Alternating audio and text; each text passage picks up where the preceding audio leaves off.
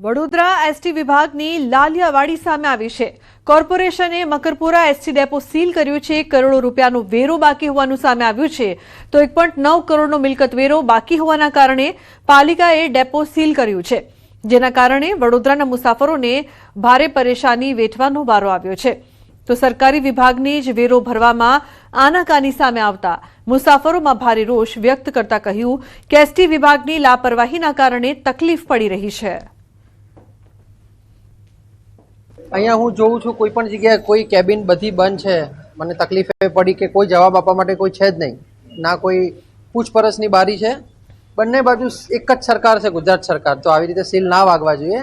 સરકાર અંદર એકબીજાના કેમ કેબિનો બંધ કરે છે? હા, એ બહુ આમ રિગ્રેટ જેવું કહેવાય કે કેમ કે આટલું બધું સારું ચાલે છે ને ઉપરથી વેરો લાઈક ડિસએડવાન્ટેજ જેવું થઈ ગયું। પછી અમે પણ પછી આવતા અમે આટલું બધું ટેક્સ ભરીએ છે ને ભરીએ પછી બધું ક્યાં જાય છે? બધું ટેક્સ ભરેલ નહોતું, તે અંગે સીલ મારેલ છે। સવારે 7 કલાકે મને અહીં જાણ કરવામાં આવી, ઓફિસ ખાલી કરી આપજો। અને એ અંગે મેં અમારા મેડમને, ડેપો મેનેજર સાહેબને બધાને વાતચીત કરેલ છે અને ટેક્સ ભરવા માટેની પ્રોસેસ આગળ ચાલુ છે। તો બીજી તરફ આસિસ્ટન્ટ મ્યુનિસિપલ કમિશનરનું નિવેદન સામે આવ્યું। તેમના મતે એસટી વિભાગે 1 વર્ષ સુધી કોઈ વેરો ભર્યો નથી। વારંવાર નોટિસ મળવા છતાં કોઈ દરકાર લેવામાં ન આવી, જેના કારણે આખરે વેરા વસૂલાત માટે મકરપુરા ડેપોના તમામ યુનિટ સીલ કરવા પડ્યા। હાલ તો ટૂંક સમયમાં જ વેરો ભરી દેવામાં આવશે તેવી બાહેંધરી આપવામાં આવી છે। મકરપુરા એસટી ડેપોના વિવિધ યુનિટો છે, ઓફિસો છે, એ બધાને 1 કરોડ 9 લાખ જેટલો વેરો જે છે વ્યાજ સહિત બાકી છે। તે ભરપાઈ કરવા માટે અમને વારંવાર નોટિસ આપવામાં આવેલી છે અને વોરંટ પણ બજાવવામાં આવેલું છે। તેમ છતાં આ વેરો બાકી પડતો હોવાના કારણે વડોદરા કોર્પોરેશન વોર્ડ નંબર 19 દ્વારા આજરોજ તેની મિલકતને સીલ કરવામાં આવી છે। જો તમે વડોદરાના મકરપુરા એસટી ડેપોમાં આવવાનો વિચાર કરી રહ્યા છો તો તમારે થોડીક તકલીફ સહન કરવી પડશે, કારણ કે જે એસટી વિભાગ છે તેના દ્વારા વડોદરા મહાનગરપાલિકાનો વેરો નથી ભરવામાં આવ્યો અને એના કારણે જ વડોદરા મહાનગરપાલિકા દ્વારા જે મકરપુરા એસટી ડેપો જે છે તે સીલ કરવામાં આવ્યું છે। અને સીધા દ્રશ્યો જે છે તમે જોઈ રહ્યા છો કે માતબર રકમ જે છે તે ભરવાની બાકી છે। 1.09 કરોડ રૂપિયા વેરો જે છે, એટલે કે 1 કરોડ ઉપરાંતની જે રકમ જે છે તે વેરા સ્વરૂપે ભરવાની બાકી છે। એના કારણે શરૂઆતમાં એક નોટિસ આપવામાં આવી હતી, જાણ કરવામાં આવી હતી, પરંતુ જે વડોદરા ડિવિઝન જે છે તેના અધિકારીઓ દ્વારા આ જે નોટિસ જે છે તેને ધ્યાનમાં ના લેવામાં આવી। એના કારણે આખરે જે કોર્પોરેશનના કર્મચારીઓ છે તેમના દ્વારા આ ડેપો જે છે તે સીલ કરી દેવામાં આવ્યું છે। શરૂઆતમાં જે કંટ્રોલર જે છે તેની કેબિન પણ સીલ કરવામાં આવી હતી, પરંતુ મુસાફરોને કોઈપણ જાતની મુશ્કેલી ના પડે તેના માટે કંટ્રોલરની કેબિન જે છે તે ખોલવામાં આવી છે। એના સિવાયના તમામ જે ડેપોના વિભાગો હોય છે, ઓફિસો હોય છે, એ તમામ જે છે તે સીલ કરી દેવામાં આવી છે। ટૂંકમાં કહીએ તો ભૂતકાળમાં પણ જે મકરપુરા ડેપો જે છે તેને 1-2 વખત સીલ કરવામાં આવ્યું હતું, પરંતુ જે એસટી વિભાગ જે છે વડોદરા ડિવિઝનના અધિકારીઓ છે તેઓ સુધરવાનું નામ નથી લઈ રહ્યા। એના કારણે જે મુસાફરો છે તેમને હાલાકી વેઠવાનો વારો આવ્યો છે। ત્યારે હવે જોવું એ રહ્યું કે જે એસટી વિભાગ છે તેમના દ્વારા વડોદરા મહાનગરપાલિકાનો જે બાકી પડતો વેરો જે છે તે ક્યારે ભરવામાં આવે છે। હાર્દિક દીક્ષિત, ન્યૂઝ 18 ગુજરાતી, વડોદરા। ગીર સોમનાથમાં મોડી રાત્રે સિંહોએ પશુનો શિકાર કરીને મેજબાની માણી। સમગ્ર ઘટનાનો વિડીયો સોશિયલ મીડિયામાં વાયરલ થયો છે। ગીર જંગલના બોર્ડર પાસે આવેલા ગામોમાં અવારનવાર સિંહો શિકારની શોધમાં ગામના વિસ્તારમાં આવે છે। ત્યારે ગીર ગઢડા તાલુકાના જૂના ઉગલા ગામે 6 સિંહો દ્વારા પશુનો શિકાર કરતા લોકોમાં ભયનો માહોલ ફેલાયો છે। ઉલ્લેખનીય છે કે ગીર ગઢડા તાલુકાના જૂના ઉગલા ગામની ઘટના સમગ્ર ઘટના છે તે સીસીટીવીમાં કેદ થઈ છે। સિંહોએ પશુનો શિકાર કરીને મેજબાની માણી હતી। અવારનવાર સિંહ આવી ચડતા હોય છે। મોડી રાત્રે 6 સિંહોએ પશુનો શિકાર કર્યો હતો। અમદાવાદમાં કૌટુંબિક ઝઘડામાં મારામારીનો બનાવ સામે આવ્યો છે।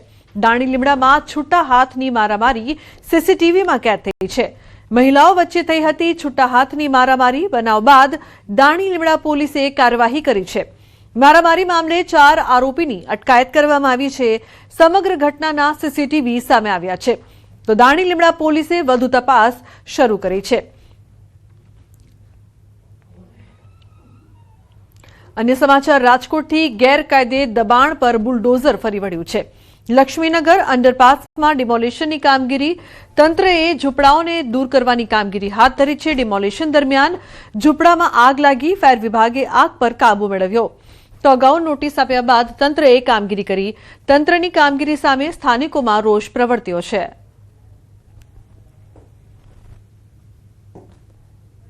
ऐसा है कि ये लगभग 350 के आसपास झोपड़े हैं, इसके ऊपर ही है और इन लोगों को बार बार हम लोगों ने नोटिस दे के भी बताया कि भाई आप लोग इसको हटा लीजिए शांतिपूर्ण से. कुछ लोगों ने हटा भी लिए, पर जो कुछ लोगों ने नहीं हटाया तो फिर इस ड्राइव चलानी पड़ी हमको. हम लोगों ने तो उनको प्रॉपरली नोटिस दिया ही था, सब किया था, उन्होंने एक्सेप्ट भी किया था, पर अब ये ऐसा है कि वो कर रहे हैं ऐसा. बाकी ऐसा कुछ है नहीं, बाकी शांतिपूर्ण तरीके से हो रहा है सब. રાજકોટ શહેરમાં ફરી એક વખત બુલડોઝર છે તે તેમનો અવાજ ગુંજી ઉઠ્યો છે. રાજકોટ શહેરના લક્ષ્મીનગર અંડરપાસ પાસે આવેલી 300થી પણ વધુ ઝૂંપડપટ્ટીઓ છે તે અત્યારે હટાવવામાં આવી રહી છે. આપ દ્રશ્યોમાં પણ જોઈ શકો છો કે જે રીતના અલગ અલગ જેસીબી મશીનની મદદથી અત્યારે અહીંયા જે છે એ ડિમોલેશનની કામગીરી હાથ ધરવામાં આવી રહી છે. જે છે અહીંયા આવેલી અનેક ઝૂંપડપટ્ટીઓ છે તે છેલ્લા 2 દાયકા કરતાં પણ વધુ સમયથી અહીંયા ઝૂંપડપટ્ટીઓ હતી તે ઝૂંપડપટ્ટીઓ છે તે અત્યારે હટાવવામાં આવી રહી છે. આપ સીધા દ્રશ્યો જોઈ શકો છો કે જે રીતે અહીંયા આવેલા કાચા મકાનો છે તે પણ પાડવામાં આવી રહ્યા છે.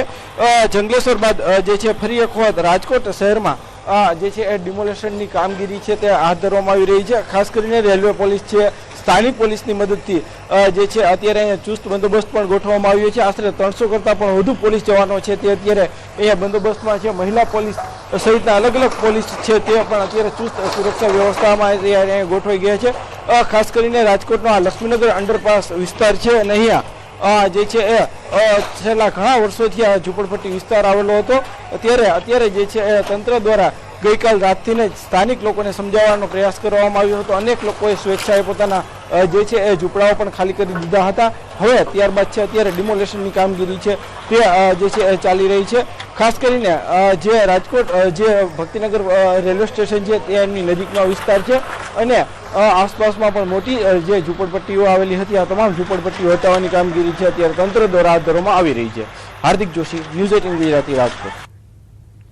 પ્રતિબંધિત દવાના પ્રકરણમાં એટીએસે સુરતમાં DWN બાયોસાયન્સ કંપનીના માલિક નિકુંજભાઈ હરેશભાઈ ગઢિયાની ધરપકડ બાદ વધુ 2 મહત્વના આરોપીઓની ધરપકડ કરી છે. ધરપકડ બાદ બંને આરોપીને કોર્ટમાં રજૂ કરાયા છે, જ્યાં કોર્ટે બંનેને 2 દિવસના રિમાન્ડ મંજૂર કર્યા. આરોપ છે કે તેઓ એલોવેરા પાવડરના નામે પ્રતિબંધિત એનાલ્જેસિક ડ્રગ એટોમિડેટ મલેશિયા અને થાઇલેન્ડ મોકલતા હતા. ધરપકડ થયેલા અન્ય આરોપીઓમાં રુદ્ર એન્ટરપ્રાઇઝના માલિક ચેતનભાઈ કનુભાઈ વાવડિયા અને જાની ફાર્માના માલિક ભૌતિકભાઈ દામજીભાઈ પદમણી છે. તપાસમાં ખુલ્યું છે કે ત્રણેય આરોપીઓ મલેશિયા અને થાઇલેન્ડના નાર્કો કાર્ટેલ્સના સભ્યો સાથે મળીને ગુનાહિત વ્યવહાર પણ ચલાવતા હતા. એટોમિટેડ એપીઆઈને એલોવેરા પાવડર ગિનોપોલ 24 અને કાર્બોમોરના નમૂનાઓ તરીકે મિસલેબલિંગ કરવામાં આવ્યું હતું. ખોટા ડોક્યુમેન્ટ્સ બનાવીને કસ્ટમમાં મિસડિક્લેરેશન કરી તે મુંબઈ એરપોર્ટથી એક્સપોર્ટ પણ કરાયું હતું. આ ડ્રગ્સ મલેશિયા અને થાઇલેન્ડ પહોંચતા હતા, જેમાં નાર્કો કાર્ટેલ્સના સભ્યોનો પણ સમાવેશ હતો. આ ગુનામાં મલેશિયા અને થાઇલેન્ડના અન્ય નાર્કો કાર્ટેલના સભ્યો પણ જોડાયેલા હોવાનું સામે આવ્યું. પાછી એ જ રજૂઆત કરવામાં આવેલી કે જે પાવડર પ્રશ્નાર્થમાં છે એ પાવડર ભારતમાં પ્રોહિબિટેડ નથી, કાયદેસર રીતે એનું ખરીદ વેચાણ થાય છે અને એ એક્સપોર્ટ પણ કરી શકાય છે. એટલે જે પ્રોહિબિટેડ આઇટમ નથી એ બાબતનો જે ગુનો દાખલ કરવામાં આવેલો છે એ કાયદામાં તત્વપાત્ર નથી.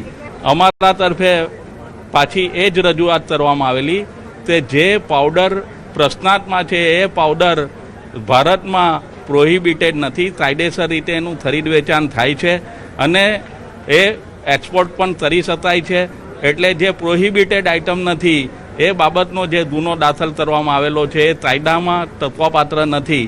DWN નામની કંપનીમાં જે રીતે નિકુંજ નામના આરોપીને ઝડપી પાડ્યો હતો અને ત્યારબાદ આ ગુનામાં કહી શકાય કે આરોપીઓ દ્વારા એક પ્રતિબંધિત પાવડર છે કે જે મલેશિયા ખાતે મોકલવામાં આવતો હતો, તેમાં આરોપી તરીકે રુદ્ર એન્ટરપ્રાઇઝના માલિક ચેતન વાવડિયા અને જાની ફાર્માના માલિક ભૌતિકની ધરપકડ કરી છે. બંને આરોપીઓને અત્યારે કોર્ટમાં રજૂ કરવામાં આવ્યા છે. દ્રશ્ય સીધા જોઈ શકાય છે કે જે પ્રકારે ચેતન અને ભૌમિક છે એ બંનેને એટીએસ લઈને અત્યારે જઈ રહી છે. ખાસ કરીને નિકુંજની ધરપકડ બાદ આ બંને આરોપીઓના નામ સામે આવ્યા હતા. એટીએસ દ્વારા તેમની ધરપકડ કરવામાં આવી હતી અને બંને આરોપીઓને કોર્ટમાં રજૂ કરવામાં આવ્યા હતા. ખાસ કરીને આ લોકો જે પ્રમાણે આયુર્વેદિક પાવડર બતાવી મલેશિયા, બેંકોક, થાઈલેન્ડ જેવી જગ્યાઓ પર મોકલતા હતા. આ તમામ કેમિકલ પાવડર છે તે ડ્રગ્સ તરીકે વપરાતા હતા. આરોપીઓની ધરપકડ કરવામાં આવી છે. જો કે અત્યાર સુધીમાં એટીએસને મોટી સફળતા મળી છે. 3 જેટલા આરોપીઓની ધરપકડ કરવામાં આવી છે અને જે પ્રકારે તેમની પૂછપરછ શરૂ કરી છે મોટા ખુલાસા થાય તેવી શક્યતાઓ છે. ખાસ કરીને ગુજરાતથી જે કન્સાઇનમેન્ટ મલેશિયા, થાઈલેન્ડ જતું હતું તે અટકાવવામાં આવ્યું છે અને તે પ્રતિબંધિત હોવા છતાં એ કેમિકલ પાવડરને ઓર્ગેનિક પાવડર બતાવીને મોકલવામાં આવતો હતો. જો કે સૌપ્રથમ નિકુંજની, ત્યારબાદ હવે ચેતન અને ભૌમિકની ધરપકડ કરી તેમને કોર્ટમાં રજૂ કરવામાં આવ્યા છે. કેમેરામેન જીગર ગોગલ સાથે કીર્તેશ પટેલ, ન્યૂઝ 18 ગુજરાતી, સુરત.